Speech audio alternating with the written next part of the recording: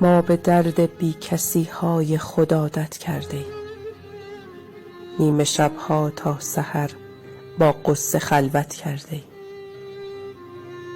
بی وفایی در مرام ما نمی گنجد، ولی بی وفایی کرده با هر کس رفاقت کرده ایم. بارها هر نیمه شب ما در میان گریه ها بیشمار از ظلم این دنیا شکایت کرده ایم. آنکه ناحق این دل دیوانه را سوزانده است، واگذارش بر خدا روز قیامت کرده ایم. بی خبر از آنچه بود و اتفاق افتاده است، حق و ناحق خوب و بد آن را قضاوت کرده ایم.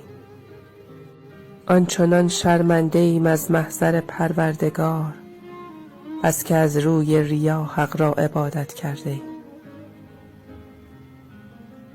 دستگیری کرده باشیم هر زمان افتاده را، کعبه را گویی نرفته ما زیارت کرده ایم.